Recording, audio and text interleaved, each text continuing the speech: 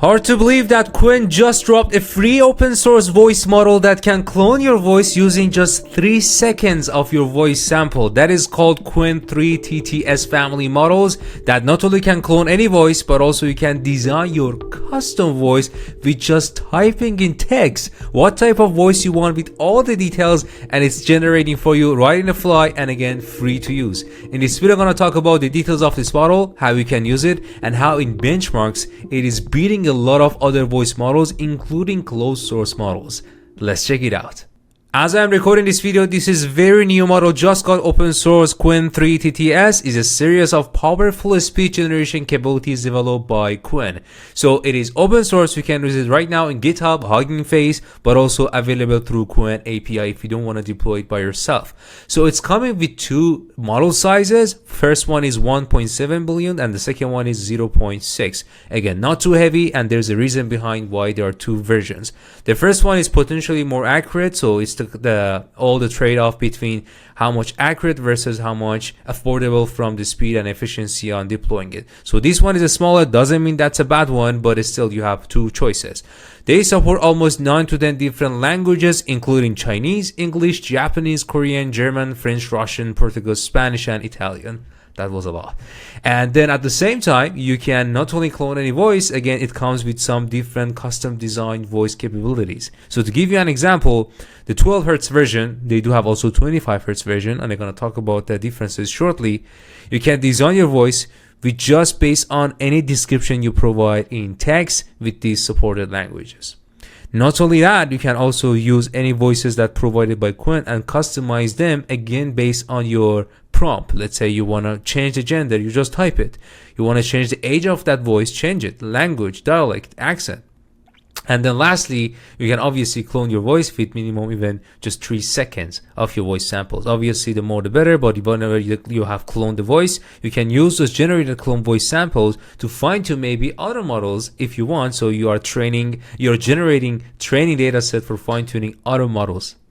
As I was keen towards the benchmarks to see how good the Qwen3 model performs compared to other models, including the ones that should be paid, like closed source models, namely ElevenLabs, I was really surprised that it's performing very well. Check this out. These are different metrics that can address the capability of the model in cloning the voice. Let's say, for example, C-test here, they're gonna capture that how good model can understand the nature of the language and the text, how it can truly switch between different languages but do not affect the voice type. So the same person talking different languages, that's called cross-lingual, within let's say all these 10 or 12 languages that the model support. Some metrics, the lower is the better, but you can see it is compared to some other models like Minimax and also ElevenLabs, CTTS, and you can check the model in both 1.7 and 0.6 billion parameter. It's performing really well across all categories of cloning, designing, and also generating custom voice. Usually across a lot of voice models, there's a trade-off between how good the model perceives the language, like the semantic aspect of that, and second, how good it is on developing a voice that is close to the cloned one. It's accurate, doesn't mumble, and the quality is good. Qwen is trying to actually have both of them in one shot through two different transformer and tokenizer architecture, which I'm going to talk about that shortly. But let's get to the main shots. First one is that you can use it also for streaming. One specific version of this model can actually respond to you with less than 100 millisecond latency, because it generates the voice as soon as it perceives the first word generated in the voice. I'm going to talk about it in more details, but take it for now. You can literally talk real time with this model with this amazing latency, which is truly impressive by itself. I already talked about 10 languages that it supports, and good to know that it has been trained with over 5 million training data, 5 million hours of training data. So that's a massive amount of trained data set that they have used to come up with these generalized voice models. And that's why you can maybe have a cloned version of yourself or your voice with just using 3 seconds, which is zero shot example of your voice, ship it to the model and have your voice talking to you in any text that you provide as an input. Now, to bridge the idea of having a model that is fast but also accurate, they came up with two proposed architecture. The first one, that's the 25 Hz architecture. This is the one that is actually slightly slower, so maybe not the best choice for real-time streaming, but it's much more accurate from the quality perspective because it uses a specific diffusion transformer for encoding your voice, and it generates a spectrum picture of the wavelength of your voice, and then it sort of decoded back from these wavelengths to the tokens that can be generate the voice that you just hear. So that aspect of these diffusion transformers will help us to have that flow matching and also increase the quality, but at the same time maybe it's better for offline synthesis, not necessarily streaming. Now, in order to have a better version just for streaming, they came up with this 12 Hz version that, in short, I'm going to talk about more details of how it's becoming faster compared to this 25 Hz.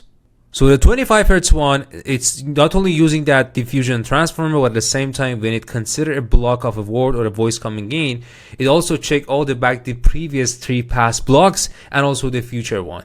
So looking ahead and looking back, it wants to understand and perceive the context and then generate the voice. So there's a context window it focuses. It doesn't necessarily and suddenly generate it. That's why there's a latency slightly more compared to the other one that I'm going to talk about that shortly. But it increased the accuracy because it perceived the context more, so it doesn't mumble when it generates the voice. The voice looks so natural. But the 12 Hz version doesn't have that tokenizer that I just described in 25 Hz. So what they do instead, they have the first layer that captured the semantic content. That's a wavelength, a teacher model. And then on the top, they have this multi-codebook design or MMTP module that has multiple parallel components that they all consider something like the tone, the tonality, the gender, the accent, the emotion. So in parallel, they are considering all these acoustic capabilities of the sound getting generated. And because they're in parallel, it speeds up the process. And lastly, without using any diffusion tokenizer, here they're just using convolutional network that is zero look ahead. That means there is no context window. It doesn't look to the past or the future.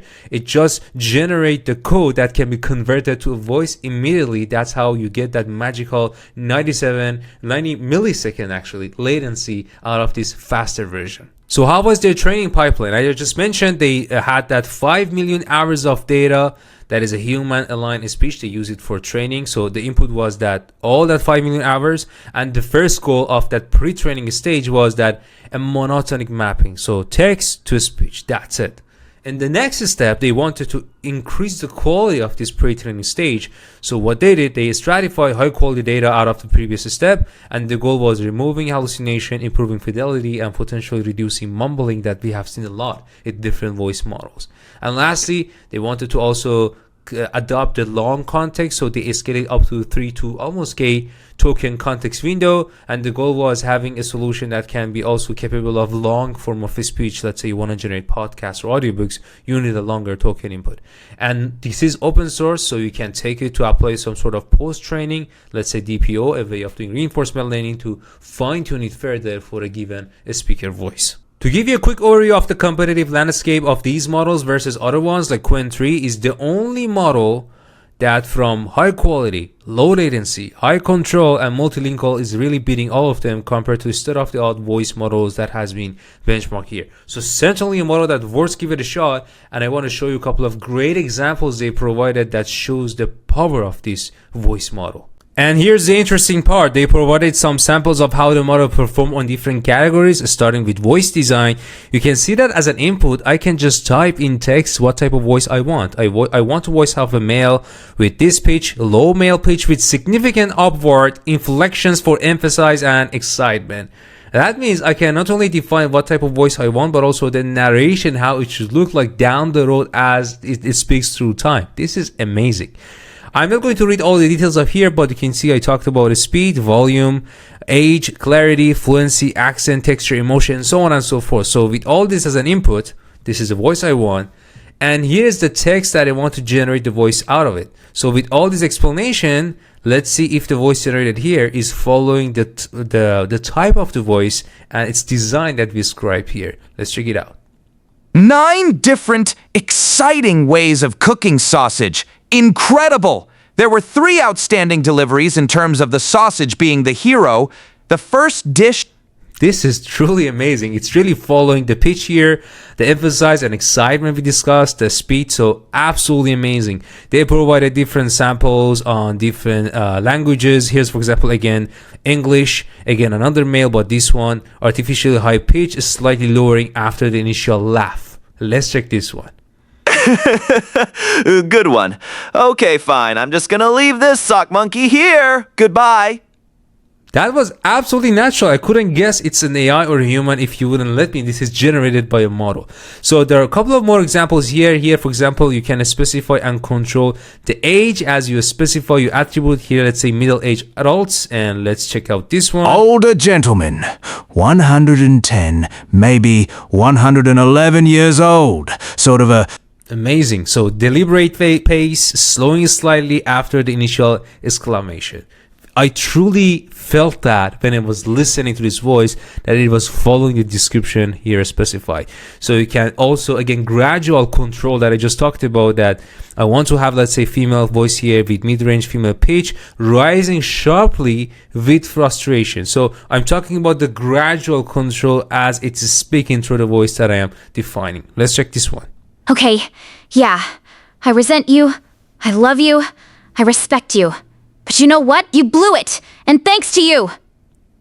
Exactly, like I felt the description here specified in the voice. Let me know, what do you think? I honestly feel it's truly following the description here. So moving further, again, there are some human, like, again, samples that I tried this one, but just play the first couple of seconds for it is truly like human. Let's check this down. Yeah, so I'm a digital nomad, right? So pretty much all my communication is just like... Again, very natural. Moving further, they have provided some timbre that you can use by yourself. So these are some voice samples they provided, and you can use them to create multi-persona dialogues. For example, Lucas that they provide versus Mia. It's a female versus male with description here, and you can see when you type Lucas, it knows it has to switch to the Lucas voice versus Mia. Let's check this one. Hey, you dropped your calculus notebook? I mean, I think it's yours, maybe? Oh wow, my mortal enemy, Mr. Thompson's... Amazing. So pretty useful for audiobooks and podcasts. Again, not going through all the details here, but you can also control the same voices generated on the top in all the languages we described already. And I want to also go to the clone samples as well. So check out this one. This is just 10 seconds example of an input voice that we're going to clone. So let's see the reference sample. Hi, everybody. Anaya, thank you for that beautiful introduction. If I'm not mistaken, this is Barack Obama. So let's see how this clone voice can be used for generating a text with this text as an input here. In the absence of confiscation, the Portuguese inquisitors were not earnest in tracing the heritage. Not too bad. I could say that's pretty close to the original sample text. Let's check this out. This is a cross-lingual voice clone. In short, we embarked on a mission to make America... So Donald Trump voice has been used here as a reference input, and then let's see the generated voice that is cloned, but not in English, it's in Japanese. 要約すれば全米国民のためにアメリカを再興する Or Korean. 광활한 우주 속에 지구라고 불리는 아름다운 푸른 행성이 있습니다. This is actually coming from a different sample, not Donald Trump, which is this one. 在浩瀚的宇宙当中 Alright, so not only they provide all these samples, but one of the key components of success for these voice generator models is the fact that they could really reconstruct an audio in exactly how it was. That proves their tokenizer is good. So if tokenizer receive an input and it could truly reconstruct the same voice as is, that means that tokenizer is powerful. So they provided a couple of these reconstruction examples to tell you how good their tokenizer is, which is literally the secret sauce of the achievement for the model. So for example, here's a voice that is singing. 小酒窝长睫 That was the original one and what they reconstructed. 小酒窝长 Exactly the same. Alright, that was about Qwen3 TTS models. Again, this is open source. You can just literally right now try it in Hugging Face. They have a demo actually that you can play around with, or go ahead in GitHub. They have instructions of how you can deploy the model. It's not super heavy. They provided specific requirements on the memory usage like CPU and even GPU. And I hope you found the video helpful. If yes, I would be very thankful if you click on like icon and make sure you share your thoughts or questions in the comment section below, and subscribe so you won't miss the next video. Thank you so much.